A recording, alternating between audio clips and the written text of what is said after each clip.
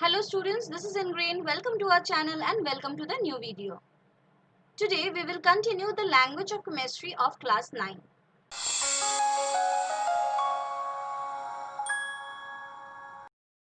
In this chapter, you are expected to study the concept of symbol, valency, radicals, chemical formula, chemical equations, relative atomic mass and relative molecular mass, out of which we have covered the concept of symbol, valency and radicals in our last video.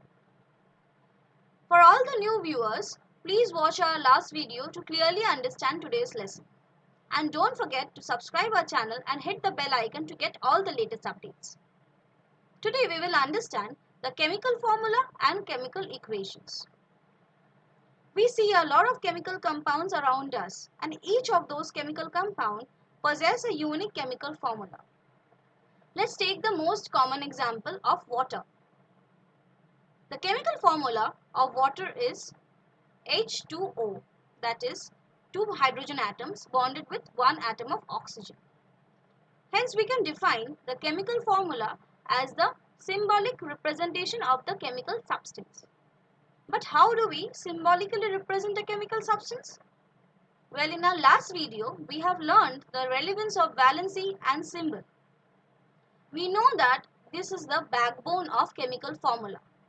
And also we know that all chemical compounds are electrically neutral, and hence the number of electropositive and electronegative radicals are so adjusted that the number of positive charge is equal to the number of negative charge. Here is a list of some common examples of chemical compounds along with their chemical formula. As you can see, aluminium sulfate has the chemical formula of Al2SO4 3. But how do we write a chemical formula? Let's try to write the chemical formula of aluminum chloride to understand the concept. The first thing that you must do is to write the symbol of the atoms involved. So for aluminium, the symbol is Al, and for chlorine, the symbol is Cl. Then write the valency number on the symbol. So the valency of aluminium is +3. It is written as Al +3, and for chlorine, it is Cl1-. After this, we crisscross the valency number, and finally we get the formula as AlCl3. Let's take another example to clearly understand this concept. Chemical formula of iron 3 hydroxide. From here, you can recollect the concept of variable valency. Iron possesses variable valency of +2 and +3, and as it is iron 3, it means it is ferric. You can view our last video so that you can understand or revise the concept once again. And don't forget to hit the subscribe button and click the bell icon to get all the latest updates. So for the chemical formula of iron 3 hydroxide, first write the symbols of the atoms involved. So for iron 3 it is Fe and hydroxide OH. Then write the valency. So as it is ferric, it is Fe3+ and OH1- for hydroxide. After crisscrossing the valency number, we finally get the formula as FeOH3. After learning how to write the chemical formulas from a chemical name, we must know how to write chemical names from chemical formulas, as chemical formula and chemical names are the integral part of chemical compounds. So for writing the chemical names from a chemical compound formula, we must follow certain rules. In compounds containing a metal and a non-metal, the metal is named first and the non-metallic part is given a suffix IDE at the ending. For example, Ki is named as potassium iodide. While naming compounds containing two non-metals, prefix mono, di, tri are used to denote the number of atoms present in the compound. For example, CO is termed as carbon monoxide and CO2 is named as carbon dioxide.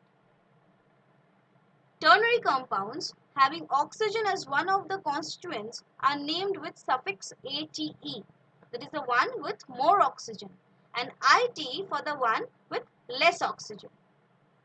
For example, KClO3 is named as potassium chlorate, whereas KClO2 is named as potassium chlorite. If a compound contains lesser number of oxygen atom as compared to the compound ending with ITE, the prefix hypo is used. And if a compound contains more number of oxygen atom as compared to a compound ending with ATE, the prefix per is used. For example, NaClO is named as sodium hypochlorite and KClO4 is named as potassium perchlorate. Based on these rules, a list has been prepared showing important chemical formulas along with their chemical names, which you can take as reference. And from this chemical formula, one can estimate the valency of the element involved in that chemical compound. So for estimating the valency of calcium from calcium nitrate, that is CaNO3 2, the first thing that you must do is write the formula straight away. And then interchange the subscript and write as superscript. The subscript of calcium over here is nothing, which means it is 1. So the subscript of calcium, that is 1, goes as the superscript for nitrate here. And the subscript for nitrate, which is 2, goes here as the superscript of calcium.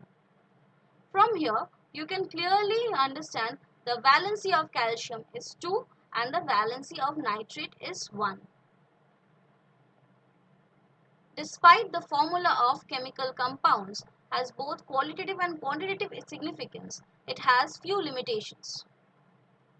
It fails to tell us whether the elements in a molecule are present in the form of atoms or ions. It fails to convey about the binding force that holds atom in a molecule together.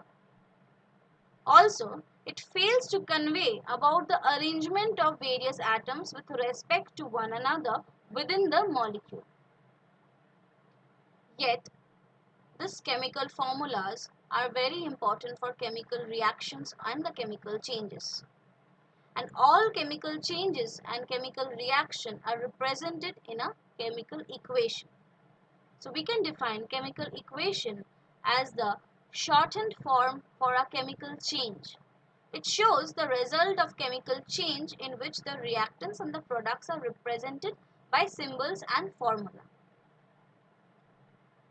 Here in this case, ammonium hydroxide reacts with hydrogen chloride to form ammonium chloride plus water. The substance that react among themselves to bring about chemical changes are the reactants. So in this case, ammonium hydroxide and hydrogen chloride are the reactants of this reaction. Whereas the substances that are produced as a result of chemical change are called the products.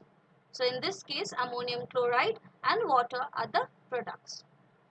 But a chemical equation is invalid until and unless it is balanced. So let's understand what is a balanced equation. It is the one in which the number of atoms of each element is same on the side of reactants and on the side of the products. But why do we actually need to balance this equation? In order to comply with the law of conservation of matter, which states that matter can neither be created nor be destroyed during a chemical reaction. An unbalanced equation would imply that atoms have been created or destroyed. And how do we do this? We generally balance it by hit and trial method. Let's understand this method by taking an example. Here you can see lead nitrate is decomposed to give lead oxide, nitrogen dioxide and oxygen. The first thing that you should do for balancing a chemical equation is box them. This implies that nothing can be changed or altered within this box. The basic idea of balancing a chemical equation is that you have to make the number of atoms equal on the side of reactants as well as on the side of products. That is, both the sides will have equal number of atoms of each element. This can be done easily by drawing a table like this, and this will also reduce your error. In this table, there are 3 columns, one for the elements, one for the number of atoms on the reactant side and the third column is for the number of atoms on the product side. In the column of the elements, you just have to write the symbol of the elements involved in the chemical equation. In this case, lead, nitrogen and oxygen are there. So we write it here like this. Then we have to analyze or calculate the number of atoms present on the reactant side and the product side. So on the reactant side, lead is 1, nitrogen is 2 and oxygen is 6. 3 2s are 6. And on the product side, lead is 1, nitrogen is also 1 and oxygen is 5. So you can understand, though lead is balanced on both the sides, nitrogen and oxygen are not balanced. So first we will try to balance nitrogen.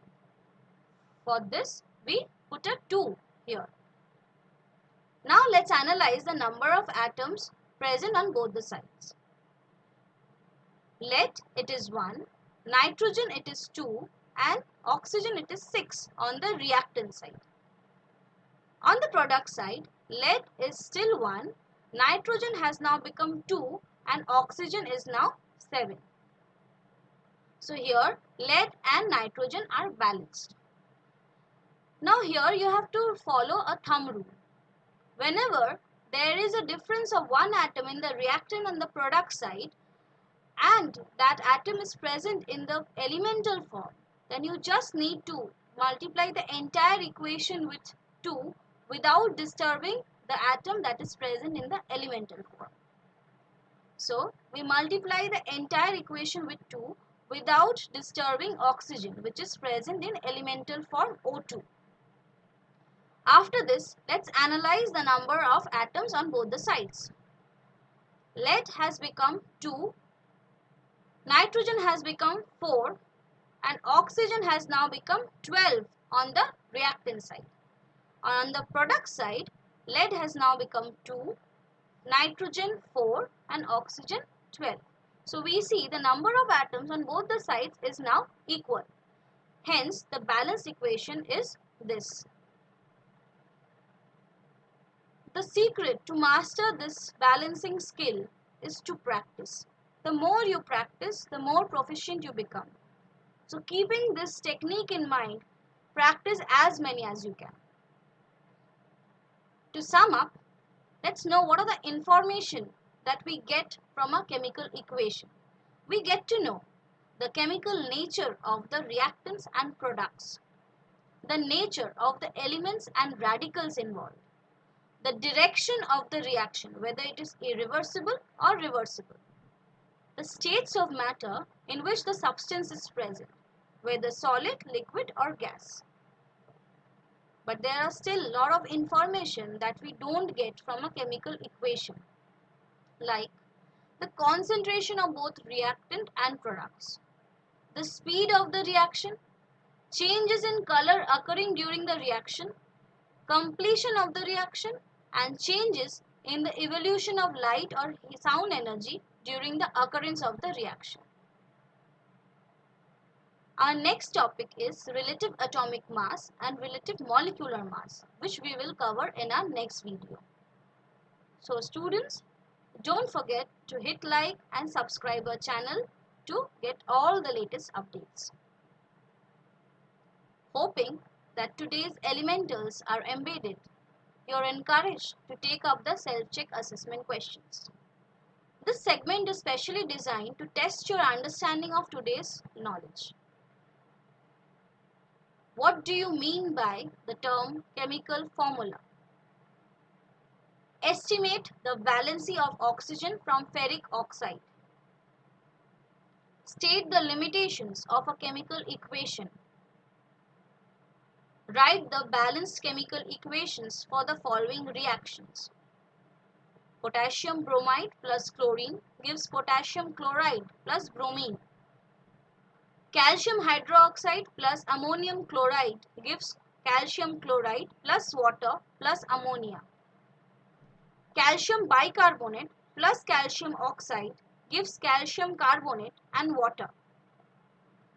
Ammonium chloride and sodium nitride reacts to produce sodium chloride, nitrogen and water. These are the Ward equations. You have to convert into their molecular forms and then balance the equations. The solutions of this segment will be discussed once we complete the entire chapter. You can post your queries and doubts in the comment section, and also you may reach us in the mail ID given in the description box. Till then, study hard and take care. Meet you in the next video.